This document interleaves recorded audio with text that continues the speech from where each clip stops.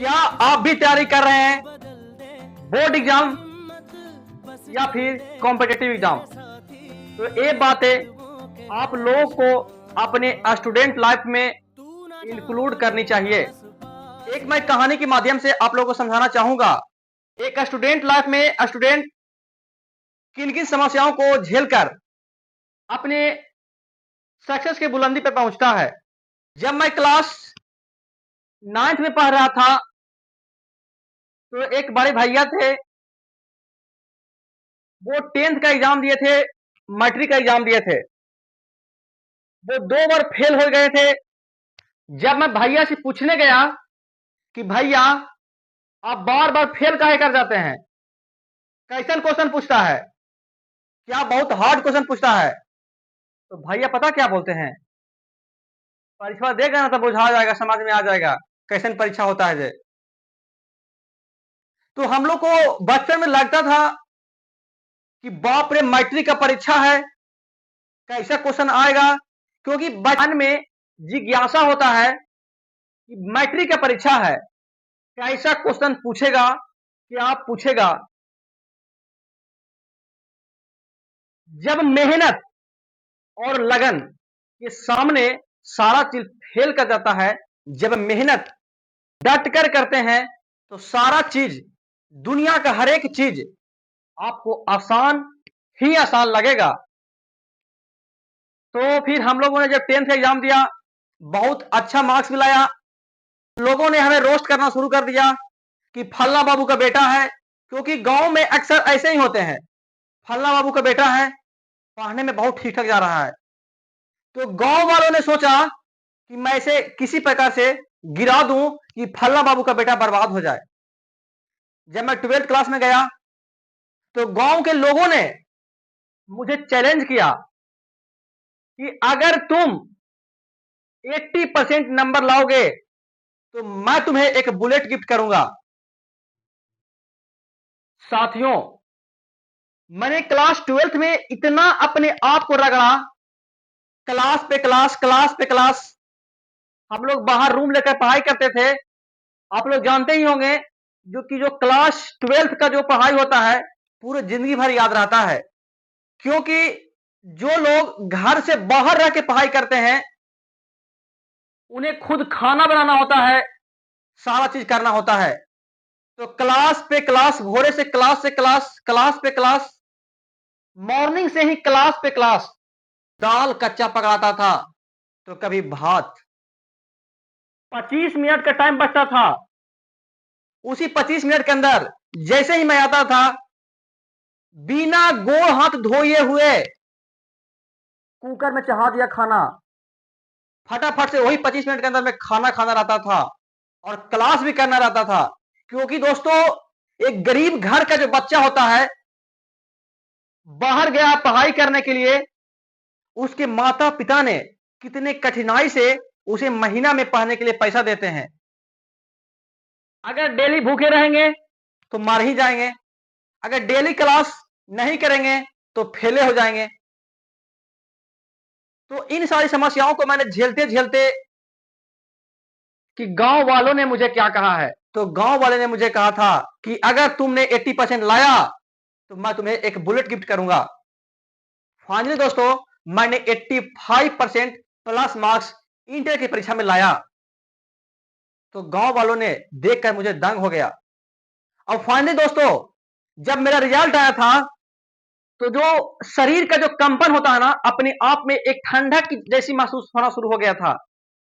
क्योंकि वो जो खुशी, वो खुशी का माहौल होता है। जब मेहनत करते हैं और मेहनत करने के बाद जब कामयाबी अचीव होता है तो एक अलग ही सुख मिलता है। लगता है कि मैंने जो भी उतना मेहनत किया था, उस मेहनत का फल आज मुझे मिला। स्टूडेंट लाइफ को किन किन चीजों को अवॉइड करनी चाहिए? सबसे पहली बात है कि स्टूडेंट के पास कॉन्फिडेंस होनी चाहिए कि हां, दुनिया के कोई भी किला होगा, उस किला को मैं कबाड़ दूंगा। और आप किसी भी प्रतियोगी परीक्षा का तैयारी कर रहे हैं, किस फील्ड में, किस सेक्टर में आप पैर रखने जा रहे हैं, आप एक बार उस फील्ड के बारे में बेहतरीन ढंग से जान लें। क्योंकि जानना बहुत जरूरी है और धार को पजाना बहुत जरूरी है, क्योंकि जब धार को पजा लेंगे ना तो जो काम 20 दिन में होने वाला होगा वो काम 1 दिन में हो जाएगा। कि मैं कितना पानी में हूं, क्या मैं इतना मेहनत और करूंगा तो क्या मैं उस जो मेरा एम है, गोल है, क्या मैं उसे अचीव कर पाऊंगा। कौन कौन से डिस्ट्रैक्शन है, उन सारी चीजों से एक स्टूडेंट लाइफ में स्टूडेंट्स को अवॉइड करनी चाहिए। ये जो ऑनलाइन एजुकेशन आया है बहुत सस्ता एजुकेशन है और बहुत ही फ्री में मिलता है। देखिए यूट्यूब पे हजारों की संख्या में टीचर लाखों की संख्या में पढ़ा रहे हैं।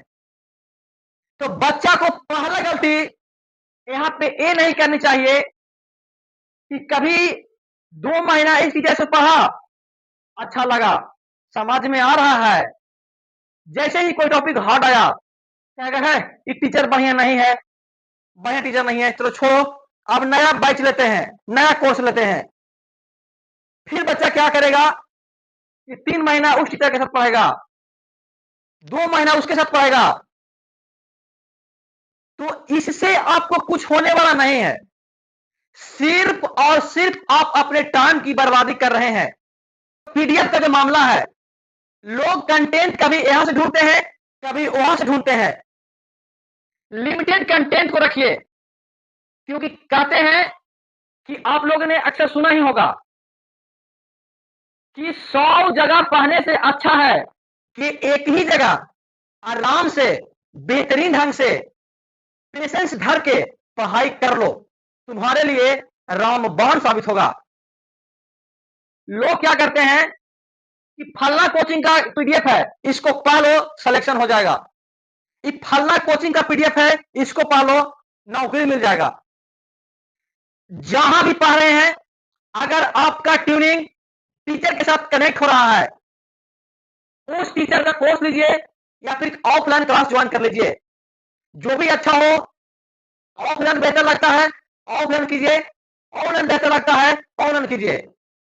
क्लास कीजिए, एक टीचर के साथ कीजिए और उस कोर्स के साथ स्टार्टिंग से लेकर लास्ट लास्ट तक उस टीचर के साथ जुड़े रहें।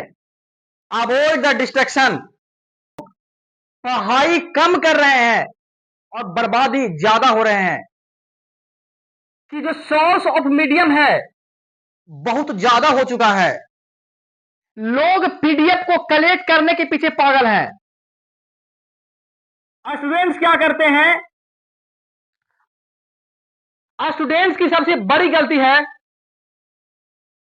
क्योंकि जानते हैं यूट्यूब पर लाखों की संख्या में टीचर पढ़ा रहे हैं, तो बच्चा भी उसमें जाके इंक्लूड हो जाता है कि 2 महीना यहां से पढ़ेगा, 3 महीना वहां से पढ़ेगा। जब वहां पढ़ते पढ़ते नहीं समझ में आएगा या फिर कुछ और गड़बड़ हो जाएगा तो बच्चा क्या बोलेगा, टीचर अच्छा नहीं है, फिर इस टीचर का कोर्स लेगा, उस टीचर का कोर्स लेगा।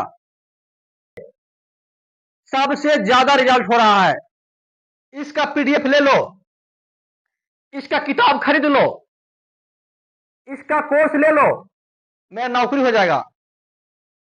जब तक आपके जिंदगी में भटकाव रहेंगे नौकरी कभी नहीं होगा। नौकरी लेने के लिए सबसे बड़ी चीज है बैठना, अपने आप को एकाग्र करना, दिमाग को कंसंट्रेट करना। तब आप टीचर को सेलेक्ट कर लें और लिमिटेड कंटेंट को एक बार अपने पास रख लें।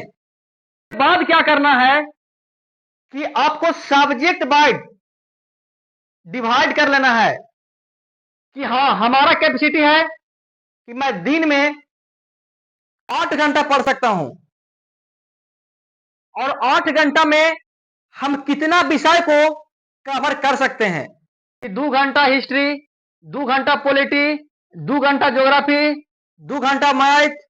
अब बताओ जिसका बेसिक कमजोर है, जिन्होंने कभी बेहतरीन ढंग से पढ़ाई ही नहीं किया है, क्या 2 घंटा में कवर कर लेगा? ना ना, अब वो नहीं कर पाएगा। आप अपने क्षमता के अनुसार 5 घंटा के अंदर मैथ का क्लास भी कर लेंगे, मैथ का रिवीजन भी कर लेंगे। हाँ, 5 घंटा में मेरा मैथ कंप्लीट बेहतरीन ढंग से कर लेंगे। हाँ, 2 घंटा में हमसे हिस्ट्री याद हो जाएगा। तो इस प्रकार से करनी है। और ज्यादातर बच्चे क्या करते हैं ना, बना लेगा रूटीन 10 घंटा के, 2 दिन फॉलो करेगा, तीसरा दिन फॉलो नहीं करेगा। क्यों? क्योंकि अपने आप से वो बोर हो जाता है, थक जाता है, डिमोटिवेट होने लगता है। बीच में थोड़ा सा गैपिंग रख लीजिए 5 मिनट का, थोड़ा सा 5 मिनट रेस्ट कर लीजिए, या फिर मूड को फ्रेश करने के लिए कुछ इंटरटेनिंग चीज देख लीजिए, गाना सुन लीजिए, जिससे कि आपका माइंड फ्रेश रहेगा, बूस्ट रहेगा। किसी भी टॉपिक के बारे में आप पढ़ रहे हैं, को पढ़ने से पहले उससे रिलेटेड जो क्वेश्चन है उस क्वेश्चन को एक बार देख लें, उसके बाद क्लास करने के लिए आए। जिससे होगा क्या कि क्लास जो सर के साथ कर रहे हैं, इस क्लास करने के बाद क्या मेरा डिमांड पूरा होगा, क्या मेरा क्वेश्चन बनेगा। अगर क्वेश्चन बन रहा है तो हमारे लिए सर जी सही है, करने के बाद क्वेश्चन नहीं बन रहा है तो सर जी गलत हैं। और आपके साथ ट्यूनिंग नहीं बन पा रही है, जब ट्यूनिंग नहीं बन पाएगी तो फिर कोई मतलब ही नहीं बनता है। फिर क्लास करने के बाद उससे रिलेटेड क्वेश्चन को सोल्व करें, जिससे कि आपका कॉन्फिडेंस आएगा। प्रीवियस ईयर सोल्व करेंगे तो आपके अंदर इतना जोश आ जाएगा कि yes I can do it, मैं इसे कर सकता हूं। ओवरऑल मॉक दीजिए। सबसे बड़ी गलती स्टूडेंट करते हैं कि पढ़ते जाते हैं और पीछे का रिवीजन नहीं कर रहे हैं, पीछे का मॉक टेस्ट नहीं दे रहे हैं, पीछे का क्वेश्चन ही सोल्व नहीं कर पा रहे हैं, पढ़ते जा रहे हैं।